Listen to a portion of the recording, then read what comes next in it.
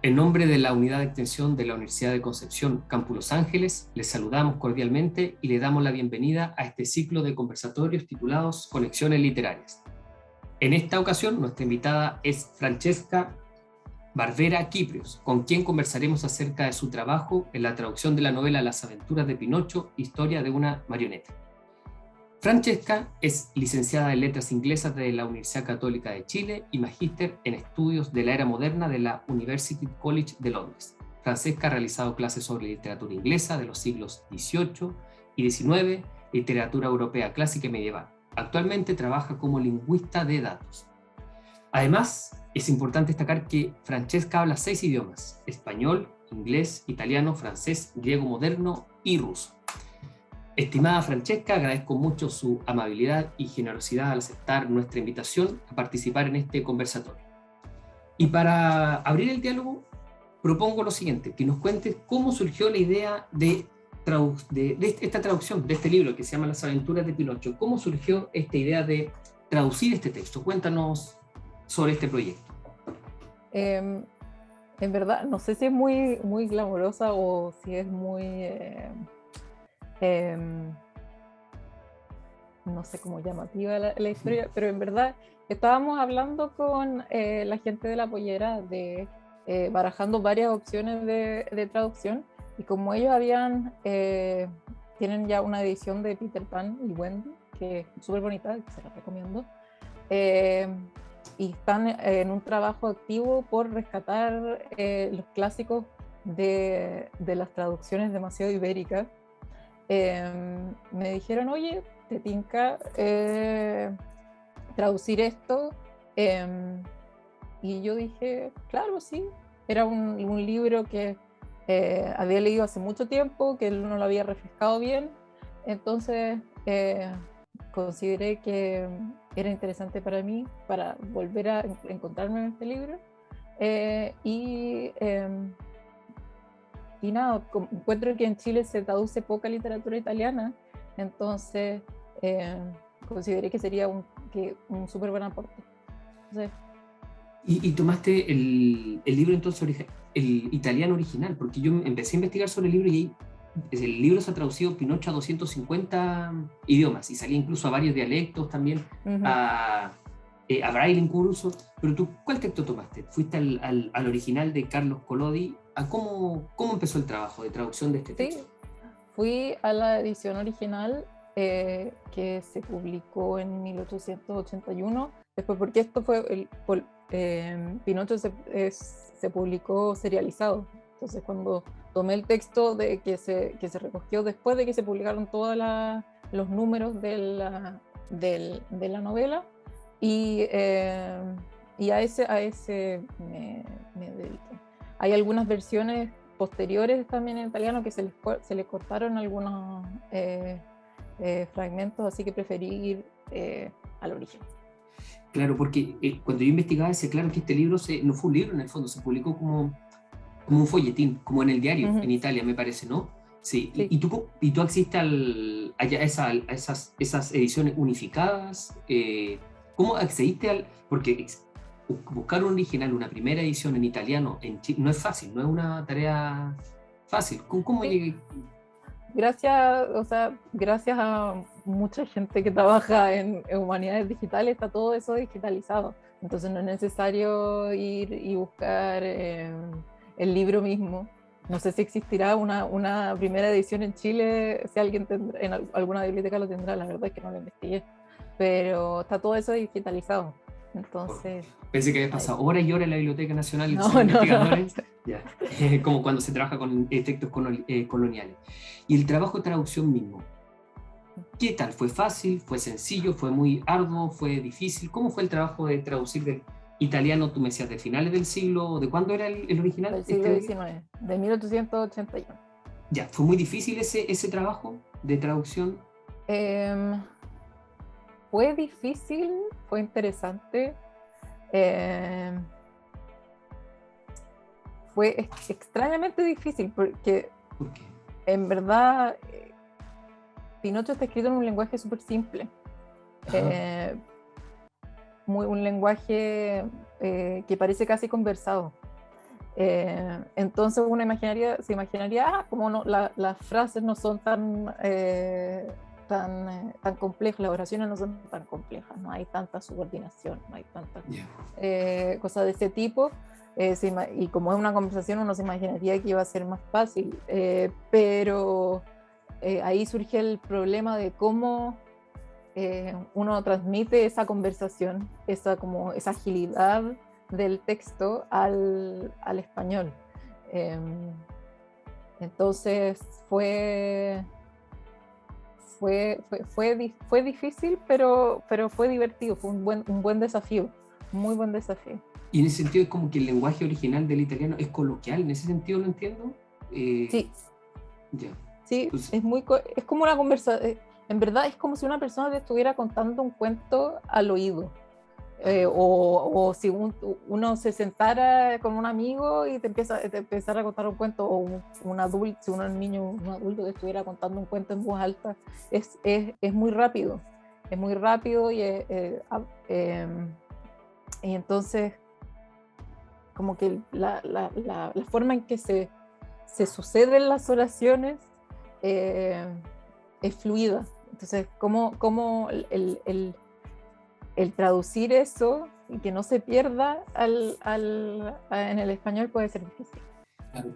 No, pero yo creo que lo logras, porque mira, yo sinceramente nunca había leído Pinocho, y si me hubieras preguntado hasta antes de esta entrevista cómo me imaginaba Pinocho, un cuento cortito, 20 hojas. Bueno, cuando lo compré para leerlo, y me doy cuenta que tiene tu traducción 191 hojas, o sea, es una novela. Pero increíblemente se lee súper rápido. O sea, yo puedo avanzar de la página, un prólogo tuyo, desde la página 9 a la 100 se avanza muy rápido. Muy rápido. En ese sentido, yo creo que la traducción está súper bien hecha y su libro súper ágil, ágil. Lo que no me parece, y lo que pensaba hasta hace poco, me habrían dicho Pinocho, un cuento infantil. Y a medida que lo comienzo a leer, sí es un cuento infantil, pero tiene bastantes cosas que podrían ser una novela para adultos, que son bastante violentas, pensándolo ahora. Por ejemplo, yo no lo sabía. A Pinocho lo acuchillan varias veces, lo intentan ahorcar varias veces, se lo intentan comer varias veces, quemar. Es un cuento que tiene alta violencia. Pinocho, no podría imaginar un cuento, le voy a contar un cuento, supongo, a un hijo, y al protagonista lo apuñalan. Es violento Pinocho. ¿Te pasó eso cuando comenzaste a traducir Pinocho, que encontraste cosas y oye, Pinocho lo están acuchillando? ¿Te pasó eso? Sí, es bien oscuro. Sí, a mí me pasó.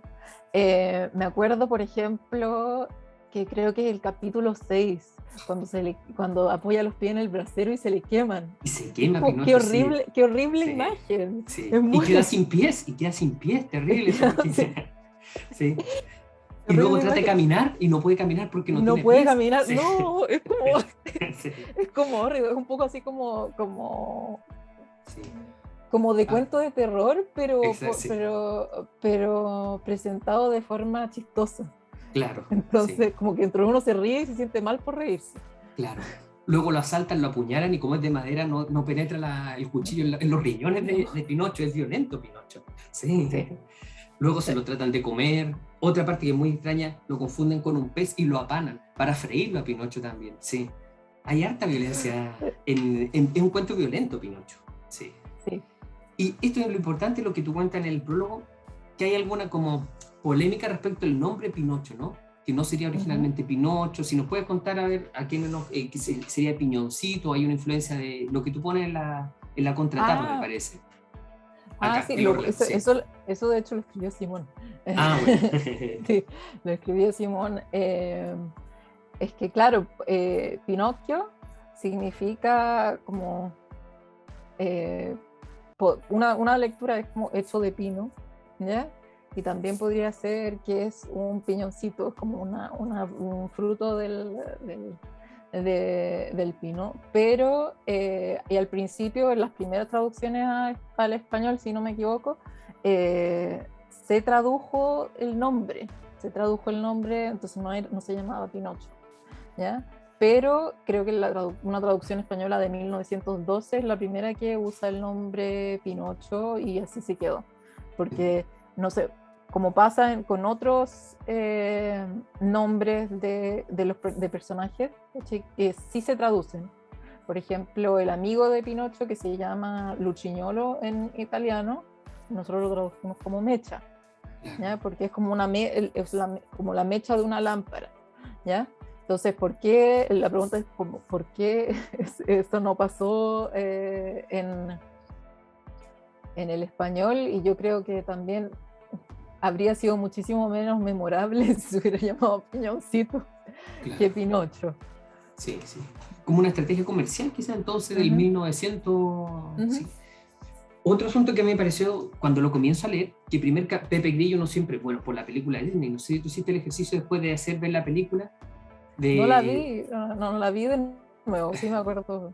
Ya, pero uno siempre recuerda que Pepe Grillo es el eterno acompañante de Pinocho que lo acompaña, y en el libro no, Pinocho lo mata inmediatamente, y lo mata de un martillazo también. Eso yo esperaba, no, si va a volver Pepe Grillo, y no, y efectivamente lo reventó contra la pared Pinocho con un martillo. Eso también me llamó muchísimo la atención de leer el texto y no la influencia que tienen los clásicos literarios que uno cree haberlos leído o cree haber escuchado y cree tener algún conocimiento de eso solo por la influencia que tienen los clásicos. Eso a mí me llamó la atención. Y a medida que comienzo a leer, Pinocho tiene muchos defectos, es egoísta, es narcisista, no quiere ir a la escuela, no hace ningún esfuerzo por nadie, ni por su padre Geppetto, que es muy, muy pobre. Es un sujeto súper egoísta, Pinocho. O sea, es bastante despreciable Pinocho como protagonista de un cuento infantil, porque de las 90 páginas tenemos un egoísta, un narcisista, un mentiroso. ¿Te pasó eso? Flojo también, claro. Flojo, sí. Poco considerado con su papá. Claro. Me pasó que iba traduciendo y decía, cabro, Miechi, ¿hasta cuándo? Porque claro, dan ganas de pegarle, y uno dice de repente, se merece todo lo que le pasa. Sí, claro. Se merece todo lo que le pasa. Y ahí a medida que uno va leyendo dice, oye, parece que no es un cuento infantil. Porque claro, el personaje nunca se vuelve, bueno, al final sí, se disciplina, Pinocho comienza a trabajar, a estudiar, pero está lleno de defectos. El 90% de la novela, Pinocho son defectos. Eso quizá daría cuenta como para estudiar, no sé si te parece, cómo cambian las mentalidades y las culturas de la... Porque originalmente este libro fue escrito para niños, ¿o no? Esa es la información. Fue escrito para niños, sí. Fue escrito en un diario para niños, la primer revista, diario para niños, que se llama El Giornale per i Bambini, el diario para los niños. Entonces, sí, de hecho, Collodi había tratado de escribir novelas para adultos, escribió novelas para adultos, y había tratado de escribir, había sido periodista, escribía sobre política. Entonces, era una persona que un poco estaba desencantada con el mundo. Entonces dijo, ya, ahora voy a escribir para niños. Pero creo que ese desencanto se permea mucho en Pinocho, y tanto en Pinocho mismo como en los personajes con que se encuentra. Entonces, por eso quizás creo que hay como es una novela rara, porque parece como que el tono fuera tanto, por un lado es infantil, pero tiene estas partes súper oscuras que son más adultas. De hecho, cuando me acordé cuando mencionaste la película de Disney, que cuando se estaba haciendo la película de Disney, me acordé que esto leí hace poco, Walt Disney estaba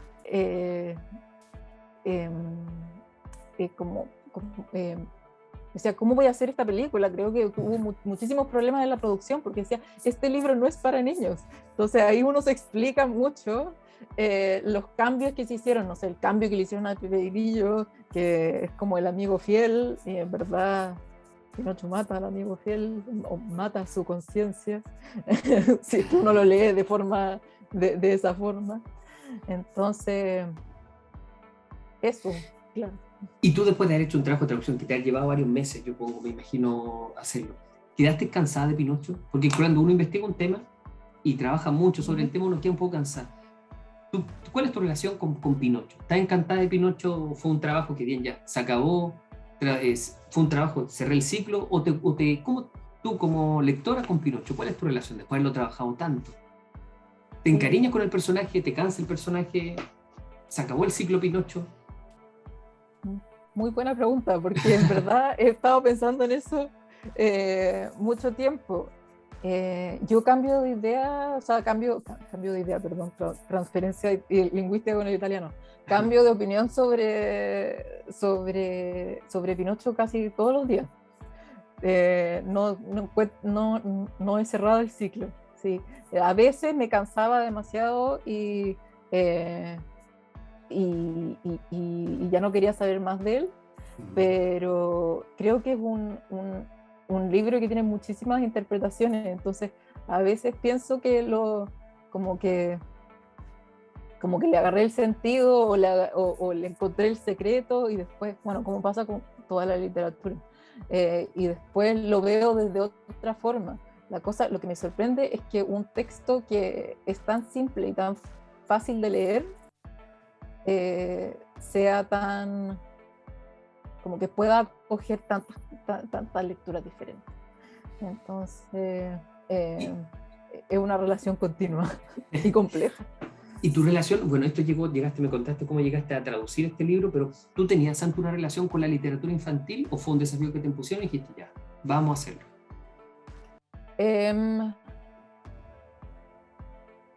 Tenía, pero creo que no tan intensa. Siempre he tenido mucho respeto por la literatura infantil. Creo que es difícil escribir para niños, pero la verdad es que mentiría si dijera que era una experta, porque y no lo soy todavía. Pero, eh, pero, pero sí, o sea, tengo la relación de una persona que leyó cuando niña y que ha seguido leyendo esporádicamente cosas para niños. Y luego de este trabajo, ¿tú te acercas más a la literatura infantil o fue un trabajo puntual? ¿O fue un tema de ella? ¿Lo leí en tal época de mi vida? ¿Te encantó la literatura infantil? Creo que le agarré muchísimo más respeto del que ya le tenía. Lo encuentro muy desafiante escribir para niños y escribir bien para niños. Entonces, si bien no lo considero una parte no sé, como no he profundizado muchísimo más, sí, no sé, he buscado más, no sé, libros ilustrados, he buscado más otros clásicos infantiles. Entonces, no sé, también me he preguntado qué es lo que hace que un libro sea para niños y no para adultos. ¿Qué es lo que existe? ¿Qué es lo que hace que exista esa distinción? Sobre todo en un libro tan raro como Pinocho, que es tan violento. Sí. ¿Y tu relación con la cultura italiana? Porque tu nombre es Francesca y el apellido Barbera italiano, como lo de los... Había unos dibujos animados que daban, ¿no es cierto? Como de los monos animados. Sí. Apellido italiano Barbera, ¿no? Sí. Ya. ¿Y cómo es tu relación? ¿Cuál es tu relación con la cultura italiana? Porque para traducir un texto hay que conocer la cultura dentro de la que se está inmersa ese texto. ¿Cómo llegas tú a aprender italiano? ¿Cuál es tu relación con la cultura italiana? Cuéntanos sobre eso. Bueno, mi papá era italiano, nació en Génova, entonces en mi casa siempre se escuchó el italiano. No, si bien yo no lo hablaba con él, siempre estaba aprendida la tele en italiano, y en mi casa había libros en italiano, música en italiano, y siempre relacionado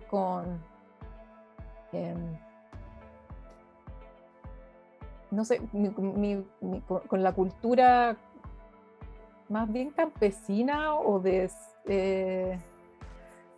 como de ciudad, o sea, no muy elevada, no muy elevada, sino como de gente común y corriente, que así era mi familia, ¿ya? No eran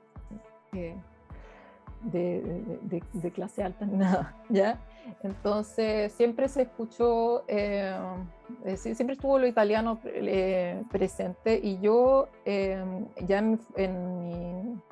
eh, en mis estudios universitarios, si bien estudié literatura inglesa y letras inglesas, siempre como que me llamó la atención mucho lo italiano, entonces cómo se relacionaban, por ejemplo, eh, los escritores del siglo XVI inglés con los escritores del siglo XVI italiano, que hay una conexión muy fuerte. ¿Cuál es la lectura del mundo victoriano inglés del Renacimiento italiano? Ese tipo de cosas.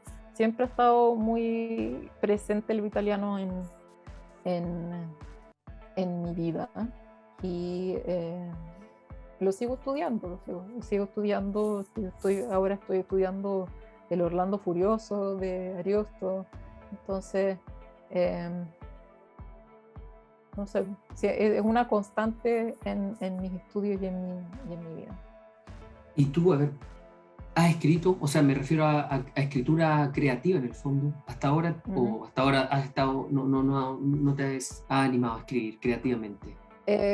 No me he animado a escribir creativamente. Quizás me gustaría en el futuro, pero no me he animado, no. ¿No? ¿Y esta es tu primera traducción o has hecho otras traducciones? O He sea, hecho que se hayan publicado, me refiero, así, de este claro, estilo. he hecho, no, de este estilo. Literaria es mi primera Sí. traducción. Sí, literaria es mi primera traducción. Espero que de muchas. Pero, ¿Y la otra han sido de qué, de qué tipo? libros de pedagogía, traduje libretos de ópera también, porque en un tiempo trabajé en el Teatro Municipal de Santiago, entonces traduje hartos libretos de ópera, entonces, y ahí también del italiano al español. Ya, pero cuéntanos de cómo eso de traducir libretos de ópera. El libreto original que está en italiano, tú lo traducías al español y la obra, y la obra esta ópera se montaba en español. Eso era. No, o sea, normalmente a veces se imprimen en los programas de los libretos, y también tienen que estar, por lo menos en el Teatro Municipal de Santiago, tienen que estar en los sobretítulos, son como subtítulos, pero arriba, traducido. Entonces el texto en español, ese a veces no estaba, o estaba en traducciones muy malas. Entonces me tocó varias veces tener que traducir yo los libretos, lo que era bastante desafiante, porque como tiene que ir avanzando rápido, no puede ser muy largo el texto. Entonces, cómo encapsular el significado de lo que la persona está cantando en no demasiadas palabras, para que la persona no se quede pegada leyendo y pueda disfrutar lo que tiene al frente. Claro. ¿Y por qué estaban mal hechos? ¿Por qué sentido estaban mal hechos las traducciones? ¿Se hacían textuales? ¿Cuál es la diferencia? ¿Qué crees tú? Claro, cosas muy, muy literales, también mucha palabra, entonces no eran aptas, quizás sí eran exactas, pero no eran aptas para la función que tenían que cumplir. Entonces distraían, o a veces nos tocaba que estaban mal, estaban con faltas de ortografía. Yeah. Entonces eso no se ve muy bien en un teatro como el Teatro Municipal. En ninguno, obviamente. Claro. Pero, entonces, en ese sentido, tú también has trabajado con la traducción entonces de prosa, como en Pinocho, pero también de verso, de poesía. ¿Y cuál es la...? Bueno, Octavio Paz decía que era lo más difícil traducir poesía, que era lo más difícil, que solo los poetas pueden traducir a otros poetas. ¿Es cierto eso? ¿Qué opinas de eso, de la traducción? ¿Es más difícil traducir la poesía que la prosa? Sí, yo creo que sí. O sea, creo que las dos cosas son difíciles. Claro, sí. ¿Ya? Pero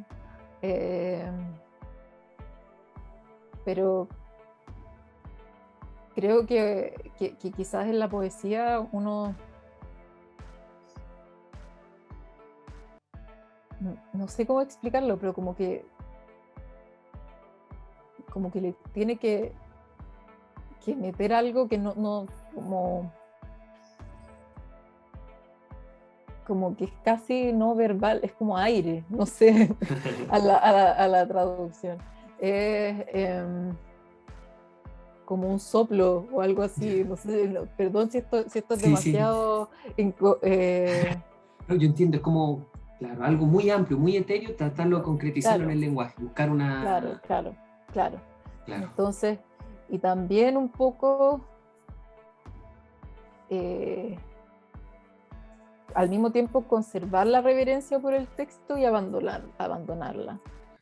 ¿Ya? Entonces, ese juego, que yo en verdad, pensándolo bien, también está en la prosa, pero quizás es muchísimo más difícil en la poesía, donde uno tiene que, y sobre todo la poesía que está acompañada de música o que es cantada,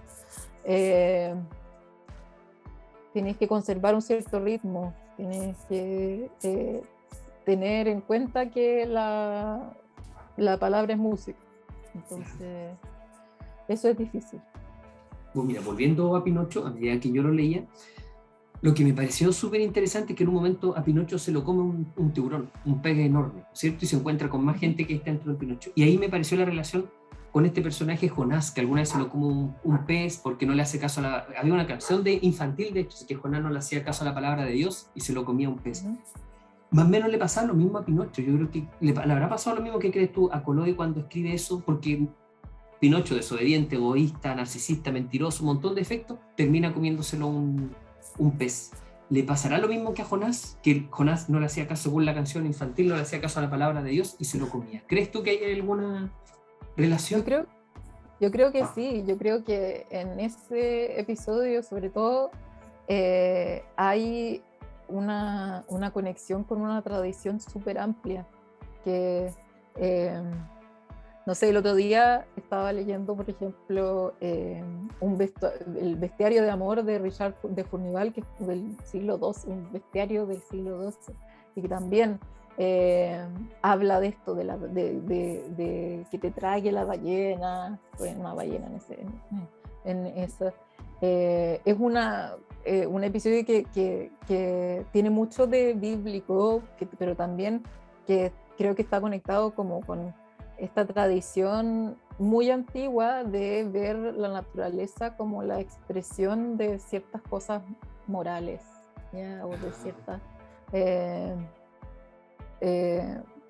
también es un poco una forma de conectarse con la naturaleza y de hacer sentido de la naturaleza, como hay la naturaleza que nos habla de Dios, ¿ya? Entonces sí, yo creo que sí tiene algo de bíblico ahí. Sí.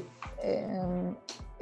Pinocho sí es como una amalgama de ciertas figuras bíblicas. Pues, está Jonás, está el hijo pródigo, está Adán, o sea, muchísimas. Entonces, creo que sí de toda esa tradición, como Sí, dices. sí, no lo había pensado. Ahí, claro. Entonces, y ahí da cuenta que Pinocho es un texto mucho, mucho más profundo de lo que a primeras que una marioneta que miente. Entonces, está Jonás, tiene razón. Pues, Adán, porque lo crean de la nada, claro. Después vuelve a pedirle perdón a Gepetto por lo malo que ha sido el hijo pródigo. Y seguramente si lo volvemos a leer y le damos una vuelta más, vamos a encontrar muchos más niveles de lectura para Pinocho. Y a mí eso me gustó del libro, que yo pensaba encontrarme con un libro infantil y se acabó. Y no, tiene muchos, muchos niveles de lectura. Y otra cosa que me llama la atención es que cada capítulo tiene un título muy interesante, ¿cierto? Y como son 36 capítulos, y cada título dice mucho, y dice eso que creo yo, porque como se publicaba en el diario, me imagino, semana a semana había que dejar enganchado para que la gente comprara el siguiente capítulo. Y el capítulo 35 se llama así: Pinocho se encuentra en el vientre del tiburón. ¿Con quién? Lean este capítulo y lo sabrán. Hay como una estrategia como en la serie moderna de enganchar al... Y uno dice, no, ya, no veo el próximo capítulo. Ya, lo voy a ver, sí, lo veo. Y pasaba eso con Pinocho. Hay como una estrategia comercial de la intriga, de trabajar, a pesar de lo antiguo que es, de enganchar al lector. No te pasaba a ti a medida que lo traducías, que siempre buscaba el incentivo para comprar el siguiente número del diario y con eso saber qué le pasa a Pinocho. Claro, sí. también la continuidad de los episodios, los títulos mismos, sí, funcionan como enganche. Creo que ahí, tanto en esta como en otras novelas del siglo XIX, podemos ver estas como estrategias de marketing de las primeras revistas de publicaciones masivas. Y de hecho fue muy exitoso en el Pinocho o sea, Carlo Collodi en enganchar a su público. Y a veces se demoraba entre una entrega y otra, y la gente escribía al diario cuándo se va a publicar la siguiente, porque claro, porque ese tipo de estrategias fueron muy efectivas. De hecho, en un momento que tú mencionaste que a Pinocho lo dejan colgando, ¿ya? Collodi lo dejó colgando 3 meses, o sea, se demoró en publicar el siguiente número 3 meses. Entonces la gente decía, terminó ahí, se murió, ¿qué pasó? Pero por favor, necesito saber qué es lo que va a pasar. Como si uno cuando se queda al final de una temporada de una serie y quiere saber qué es lo que va a pasar. Eso mismo les pasó a los primeros lectores de Pinocho. Claro. Eso es como la mitad del libro. Seguramente entonces ahí el tipo evalúa qué tan bien me está yendo, sigo con la serie, hago segunda temporada o lo dejo hasta claro, porque lo dejan colgado mucho tiempo a Pinocho. Claro. ¿Y tú has leído otras cosas del autor de Carlos Collodi? Porque si tú me hubieras preguntado una semana, ¿quién escribió Pinocho? Yo te habría dicho anónimo, no sé. ¿Has leído más cosas de él? ¿Te dieron más ganas de investigar otras escrituras de Collodi? Leí un par de sus escritos políticos, leí un poco de su novela, pero la verdad es que de su primera novela, que es se me olvidó. con eso te digo que en verdad este libro es muchísimo mejor que el resto de las cosas que escribió. Entonces creo que no, si bien él pensaba que él era como un escritor frustrado, él se consideraba como una persona como Dickens, siempre había quiso escribir para adultos. Creo que lo mejor que escribió fue su obra para niños, específicamente Las aventuras de Pinocho. Tiene otros libros para niños que también son, que yo no los he leído en completo, pero entiendo que también son mucho mejores que sus escritos para adultos. ¿Y los escritos políticos qué tal? Porque no sé, eso no sabía. ¿Escribió, tenía alguna tendencia política? ¿Recuerda algo sobre eso? Es que él vivió en un periodo que es muy muy tormentoso para la política italiana. Él participó en las guerras del Risorgimento, que es cuando Italia se unifica. Entonces era una persona que tenía muchísima fe por lo que Italia podía hacer. Y entonces, después de haber participado en las guerras y de haber luchado por esto, se da cuenta de que la Italia unida y la política de la Italia unida sigue siendo corrupta, sigue siendo un juego de unos pocos. Entonces después de muchos años en eso se desencanta. Entonces dice, la única salida son los niños. O sea, si hay una esperanza, está en la educación. Entonces, ese un poco es es quizás como el espíritu detrás de Pinocho. Un desencanto muy grande, pero a la vez una fe en lo que la educación puede hacer. O sea, en ese sentido toma importancia que insista tanto en que Pinocho vaya a la escuela y Pinocho no quiere ir. En una parte, Geppetto es muy, muy, muy pobre y solo tiene una chaqueta y la vende para comprarle un silabario a Pinocho, y da la cuenta de la importancia de la escuela. Pinocho se arranca de la escuela y le pasa un montón de desgracia. Y lo que es interesante es que Pinocho pasa por muchas instituciones disciplinarias, por la escuela. Va a la escuela, se arranca, pero vuelve. Pinocho está preso también. Pinocho está preso. En algún momento se enferma Pinocho y le dan medicina. O sea, va como bueno, lo único que le falta a Pinocho es pasar por el psiquiátrico, pero pasa por todas estas instituciones, el médico, la escuela, y pasa harto tiempo preso Pinocho. Pasa como 4 o 5 meses preso Pinocho y lo dejan libre. Hay como una amnistía y dejan libre a todos los presos y ahí sale Pinocho. ¿Qué te pareció a ti a medida que ibas traduciendo, que te das cuenta que el personaje lo apuñalan, que el personaje luego está preso, que lo cuelgan 3 meses? Te iba pareciendo cada vez menos, y parece que este libro no es para niños, y como extrañeza en algunos capítulos. Claro, me pasa que creo que funciona para niños. No diría que no es un libro para niños en absoluto, pero creo que como dijimos antes, funciona en varios niveles, ¿ya? Entonces, es un libro, porque por ejemplo el episodio de la amnistía, en que el emperador del país dice que salgan todos los ladrones o todos los malandrines, y no quieren dejar salir a Pinocho porque le dicen, no, es que usted no es como el resto, no es de esa calaña, entonces usted no es un malandrín. No, si yo también soy malo. Sí. Salga. Entonces eso es un comentario bien adulto, o sea, es algo como que en verdad que todos los delincuentes están afuera de la cárcel y los que están dentro de la cárcel no son delincuentes, no sé, ese tipo de reflexión amarga es una cosa que quizás le puede pasar por encima a un niño, no se va a dar cuenta, y que solamente va a estar abierta a los ojos de un adulto. Entonces, no diría que no funciona porque es un episodio divertido, ¿ya? Uno puede reírse del absurdo de que los delincuentes estén afuera,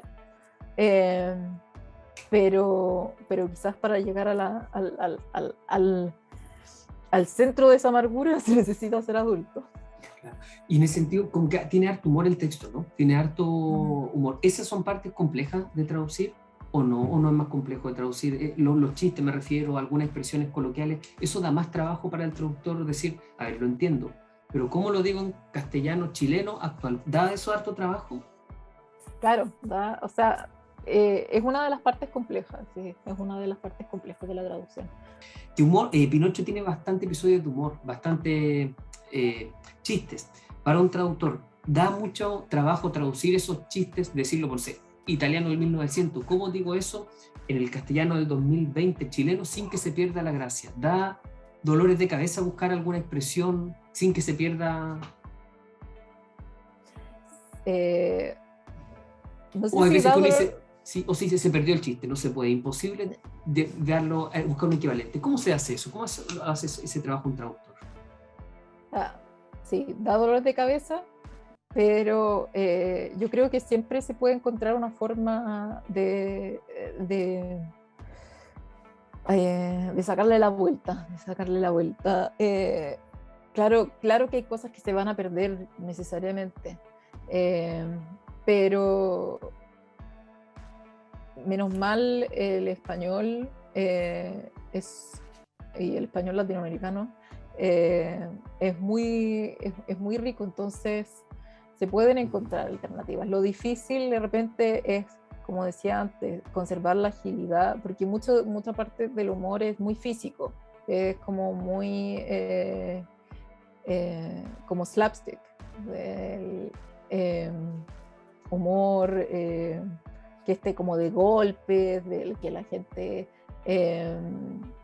que se cae, que se le queman los pies, que no sé qué, y eso, conservar la vitalidad de eso, más que alguna palabra en general, o sea, en específico es difícil. A veces también se usan, hay palabras, ¿qué es lo que pasaba? Habían expresiones coloquiales, por ejemplo, y coloquiales me refiero a más cercanas al dialecto toscano que al italiano en sí, y que uno cuando lee en italiano entiende que ahí hay humor, porque hay humor entre la mezcla del italiano con el dialecto, y ahí la dificultad es cómo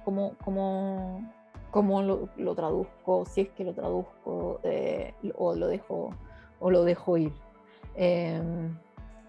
Creo que en parte sí, hay veces en que uno lo deja ir, pero claro, siempre hay salida. Entonces, el pazienza, que es como se puede, que es como ya está hecho, se puede traducir como será en español. Hay formas, hay caminos que encontrar.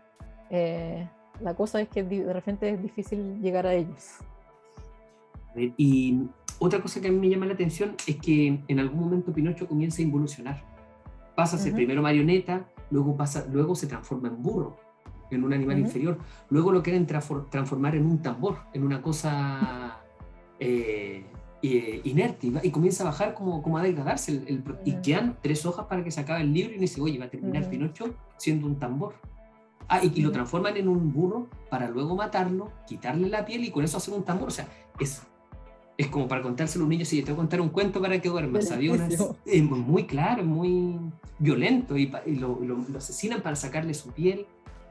¿Te llamó la atención eso, como la involución, y que el cuento parece terminar cuando lo van a asesinar para quitarle su piel y volverlo tambor, volverlo una cosa? Qué raro el final del... ¿te pasaba eso a medida que ibas traduciendo, que ibas encontrando que se estaba por acabar el texto y nunca llegaba el personaje que uno pensaba, que terminaba siendo un niño finalmente ocurre, muy trabajador, muy responsable, pero quedaban 2 hojas y teníamos un personaje que lo están asesinando para volverlo tambor? Yo creo que sí, que ese tipo de cosas, bueno, primero son huellas de lo episódico de la creación de Pinocho, que era parte de que se publicó en una revista. Y claro, me pasó eso que uno de repente se cansa o dice, ¿qué otro revés le va a pasar a este pobre niño? Pero después uno entiende que no sé, quizás puede haber sido una forma de Collodi de decir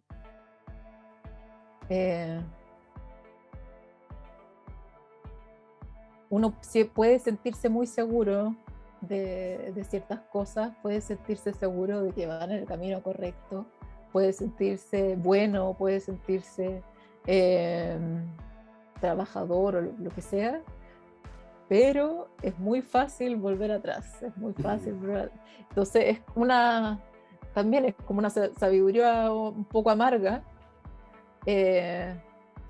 pero que también se vincula con lo que tú estabas diciendo, como con estas cosas medias bíblicas, también, no sé, se me vino a la mente recién el teatro griego, que nunca estés seguro de que eres democrático, de que eres bueno, no sé qué. Entonces creo que esa involución tan cruda ayuda a